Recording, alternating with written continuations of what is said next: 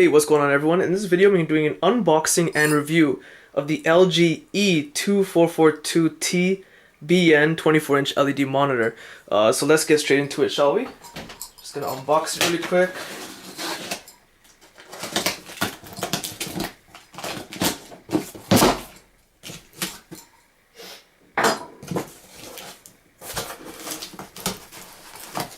Let's tighten that up.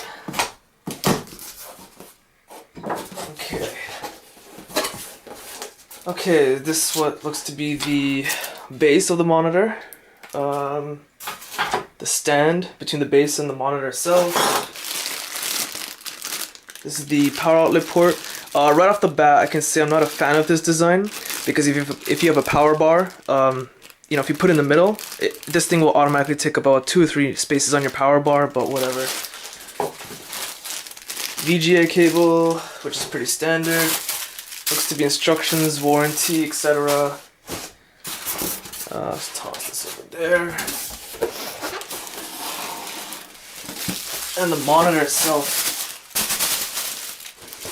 Whee! Okay, let's see what we got. Now that is a big monitor. Okay, so you know the contents of the box and you saw the unboxing. Now let's get into the actual review of the device. Okay, so let's get into the specs of the monitor. It's basically a 24-inch LED backlit widescreen monitor with a 16:9 ratio. It has a 5 millisecond response time, which isn't the greatest for hardcore gamers, but 5 millisecond response time is pretty average for most monitors nowadays. It has a 1920 by 1080 resolution at 60 Hz. The weight of the monitor with the base is 3.6 kilograms. Power consumption while the monitor is on is a very low 25 watts, which is pretty nice considering that most monitors on the market, even smaller screens, consume 30 watts. So this one consumes 5 watts less. And power consumption while it's off is 0.3 watts. It has a 5 million to 1 dynamic contrast ratio. As for tilting, it's not bad. It's what you would expect from most monitors, you know, just tilts back, tilts forward. So you can see it actually passes the 90-degree angle, tilts a little bit forward, which I guess is not really a bad thing if you're sitting too low or something. Now, a nice little perk is that there is an option for wall mounting. There are actually 2 screw holes here and here. So for those of you who want to wall mount it, you do have that option available. So it's a nice little perk right there. Of course, there are no built-in speakers. It's just simply a monitor and that's it. As for the viewing angles, you can get a 160-degree vertical angle, or for a horizontal viewing angle, you can get 170 degrees. Okay, as for the ports, you have the power input, you have a DVI input, and a VGA input. I'm a little disappointed there's no HDMI input. Not a big deal, but it would have been nice, but DVI is pretty clear enough as it is. And the instruction manual has next to no, well, instructions. It's only like 2 pages long. But I think what the base is designed for, I'm not sure. Let me see if I can show you guys. It's a bit tough considering how big this monitor is. There you go. So you would have the wires here, and I assume you just run them into here, and they would hook into the back over here. So instead of having your wires dangle this way or this way, they would be concealed if you run them down and hook them inside this little hook over here. So it is a nice little design LG had implemented. Okay, so I got the monitor hooked up to my computer. So let's go over some of the buttons and settings built in. You have a power button, which when it's on, it'll light up red. If it's in standby mode, it blinks, and when it's off, obviously the light is off.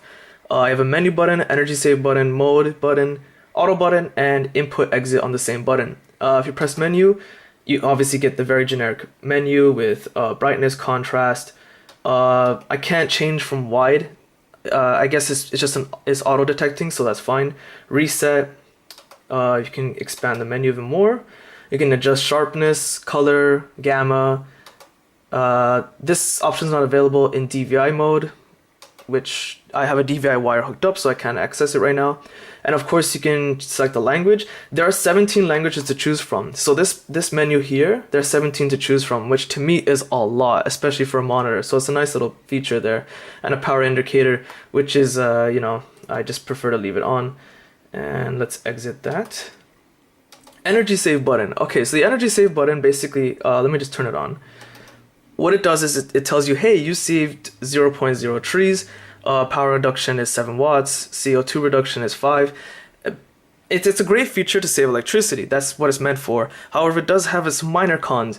I noticed that with this feature on, randomly, like maybe it's just random. It's purely random. The screen will just dim for like 1 second and then go back to full brightness. I don't know if the monitor is trying to power cycle something and conserve electricity, but it does that very randomly. So you never know what's going to happen. The one time I do know what's going to happen is when I'm watching a video. And what happens is when I open any video file, for some reason the screen just dims and stays dim lit.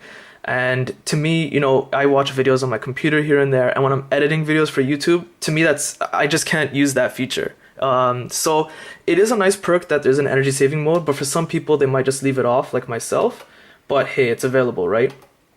Of course, there is a mode button.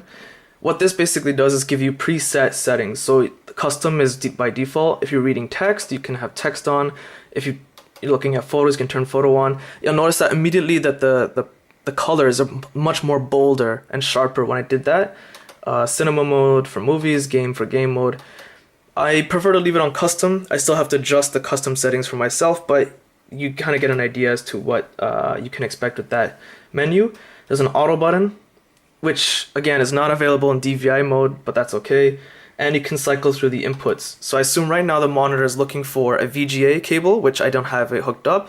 Then it realized, hey, there's only a DVI cable plugged in, so I went back to DVI. Okay, if I have to give this monitor a final verdict, I'll give it a 4.5 out of a 5. The pros of the monitor is that it allows for wall mounting. Not everyone uses that option, but it is available. So you can use the base or wall mount. The sharpness of the monitor is fantastic. It's crisp and clear. You guys won't see the same quality that I do because you're looking at it through a recorded camera. Then YouTube degrades the quality even further of the video that's being recorded. The box advertises full HD, which is kind of a given considering that the resolution is 1920 by 1080, which is, well, 1080p. So it's really sharp and the size is fantastic, 24 inches. I was able to get on sale for $150, which is a pretty good price for a 24-inch monitor. And of course, the stand, as I showed you at the back, has this little hook to hide wires. You can probably see my DVI wire here. It's not exactly hidden.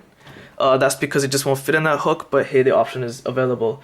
And of course, it does have an energy save mode, which I personally said I'm not a big fan of, but it is available for a lot of people out there, which is still a nice little perk to have included. The only con I could find with this monitor is that it does not have an HDMI port. Now, for someone, you know, that wants to hook up an HDMI device, you would probably have to buy an HDMI to DVI adapter and then test it, and even there's no guarantee it's going to work. So it's a bit of a con, but to me it's not a major deal breaker because it is a computer monitor and DVI provides a very clear picture as it is. So it's a great monitor. One flaw I could find with it, so definitely worth checking out. If you found this video useful, check out my website in the description below. Hit the like button, it does help. Subscribe, and thanks for watching.